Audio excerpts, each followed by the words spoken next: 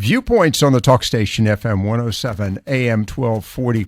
As we face the impending challenges as a result of the floods in eastern North Carolina, I had the opportunity, as a matter of fact, to meet someone last evening by phone in Louisiana, a state that has itself recently experienced major flooding. As a matter of fact, in Louisiana, this is now something that rivals and actually surpasses Katrina. So this is a story that I thought would be worth sharing with the audience today. We're going to hopefully have opportunities to talk with our guest in the future. But this is in relationship to an organization called the Cajun Navy. And what I'm about to share with you, I think, is very interesting because it shows what happens when individuals step to the plate. And we here in Eastern North Carolina are going to be given that opportunity.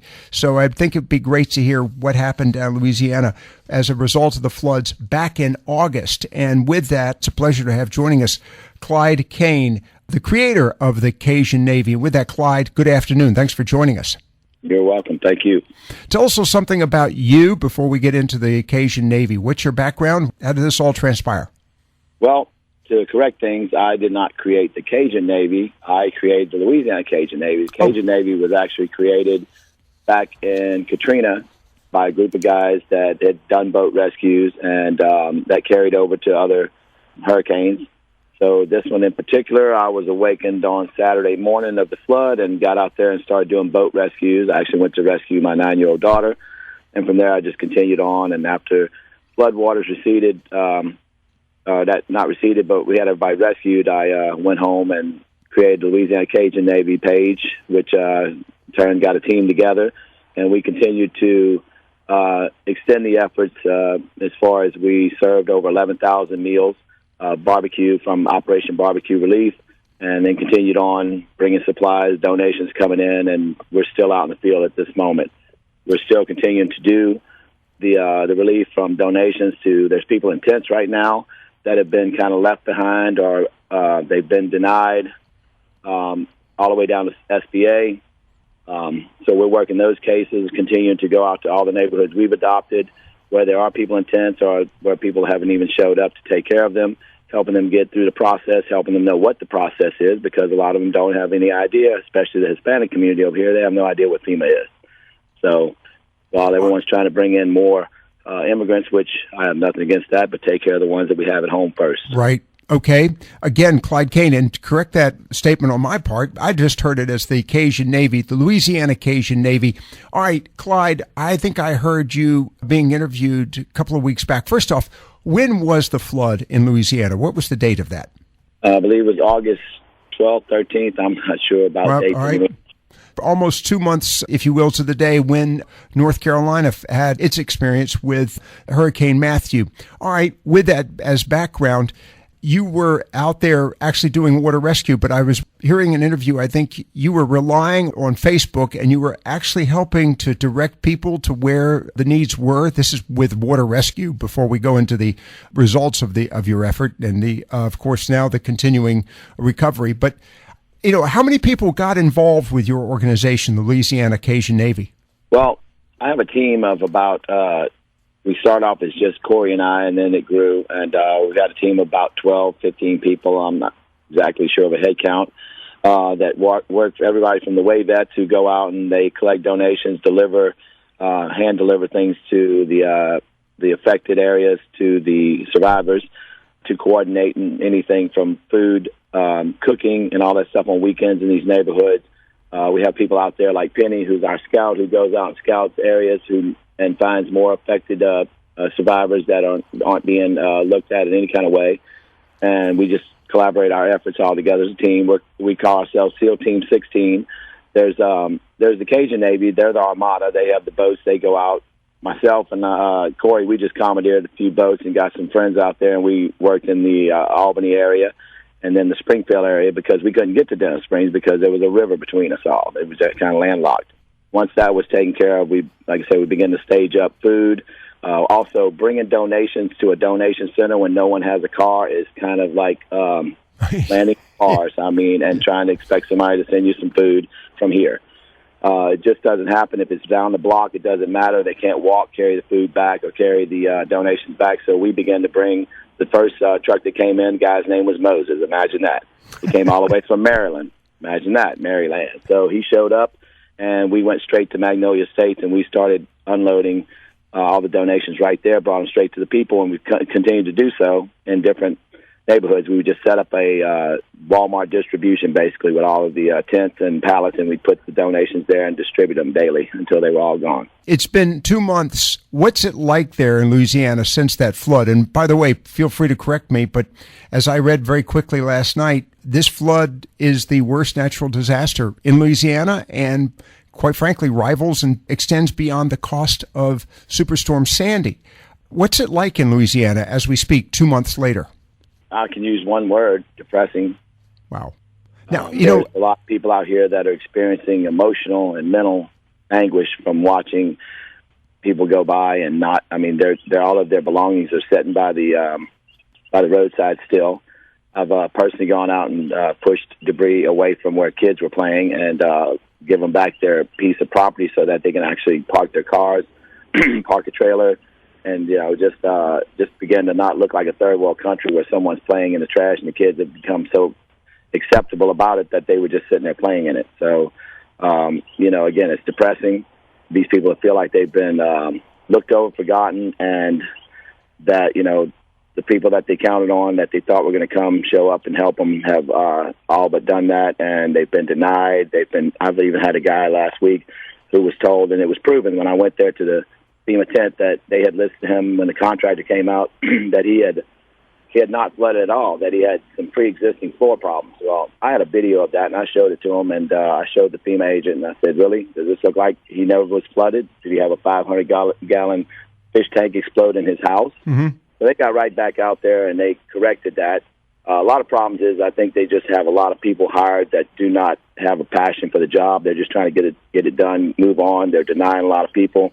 They're dragging things out. Some of the contractors that come out do a very poor job of once they put the trailer in, doing the right thing, the way they fix them up, and the plumbers come out and they have to the house I'm at right now, Miss Sharita's.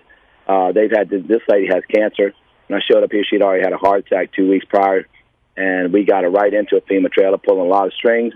But then they came out and did her plumbing wrong. She sat here with a trailer for a week, waiting for the plumbing to be done right, and it's just on and on and on. Just the lack of integrity and lack of professionalism when it's time to actually get the job done and get it in there is just amazing.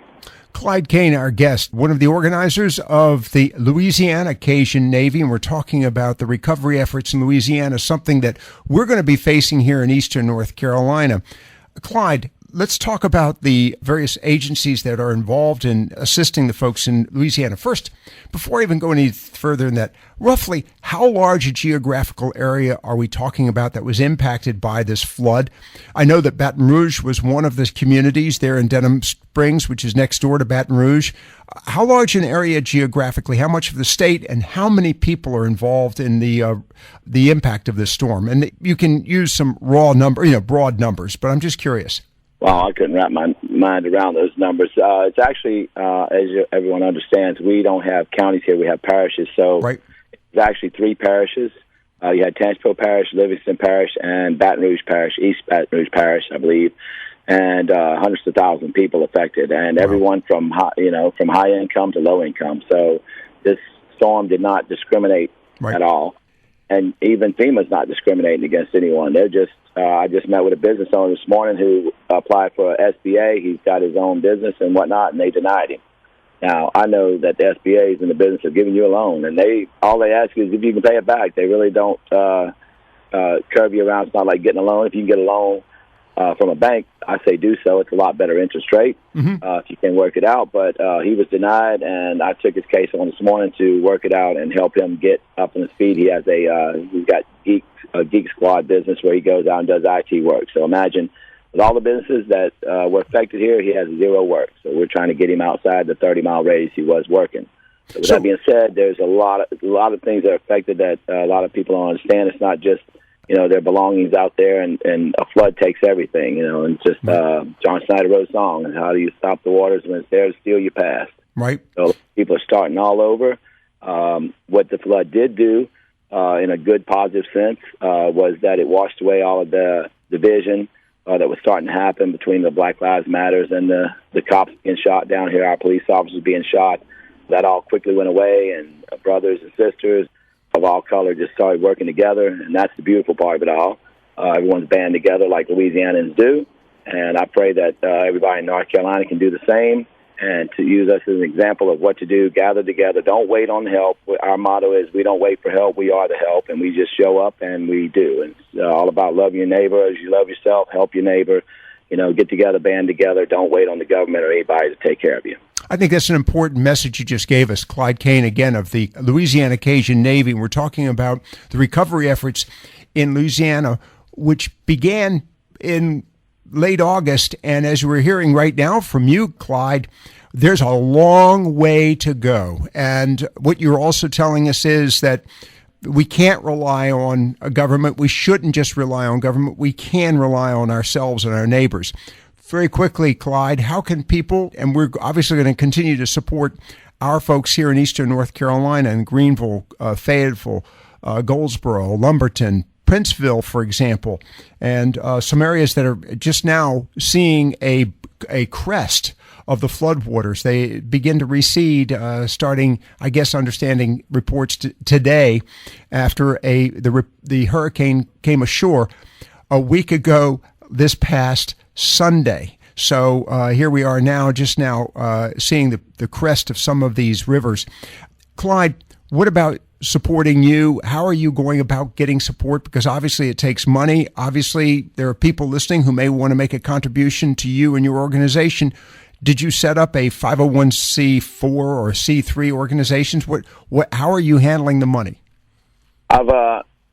During Katrina, I did the 501c3, and I do understand all the articles of that. I do not want to be limited on what I can say or what I can do.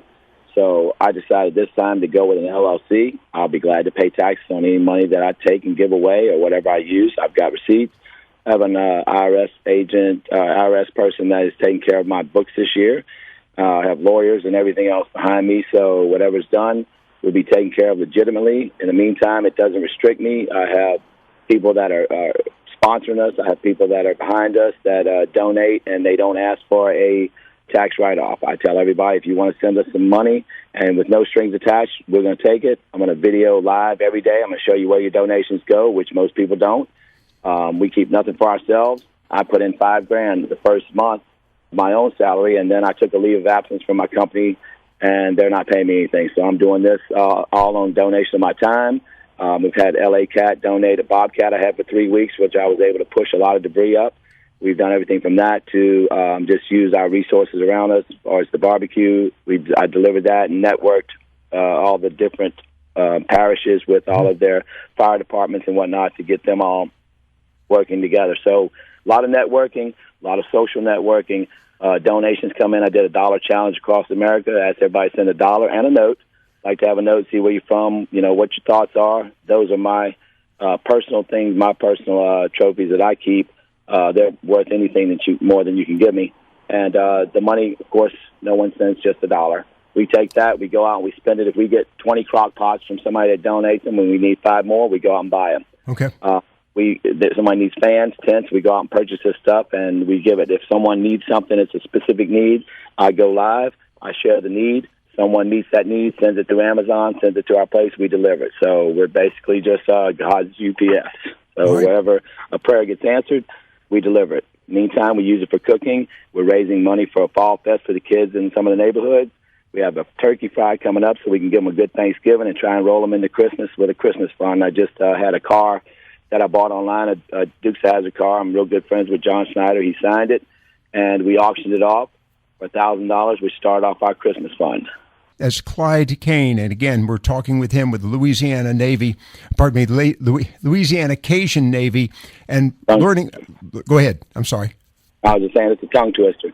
It is. Well, no, it's not. You just got to use your mind when you're talking about it. I do want to appreciate your time this afternoon, Clyde, and look forward to future conversations as we get closer to the recovery efforts here in Eastern North Carolina. But I think it's important for us to know that we're not alone, either in the experience or, for that matter, alone for looking to people for guidance and some assistance, both management, maybe even helping us as we go through our recovery here in Eastern North Carolina. Again, our guest, Clyde Cain. You guys have Sean Boudreau over there right now with the Cajun Navy, which is another division, and they're the Armada. They have the boats. They're there. They've been trying to gain access. I know they're meeting some red tape, but they're there. If you guys hear about them, open some doors for them, help them out, because they're there to help you guys just like they helped everybody here during the boat rescues. Should you guys need somebody else to come out there and do extended relief, I'll be wrapping this up. I'll be out there if you guys need me. Clyde, thank you very much for being with us this afternoon. And again, Clyde Cain of the Louisiana Cajun Navy. You're listening to Viewpoints on the talk station FM 107 AM 1240.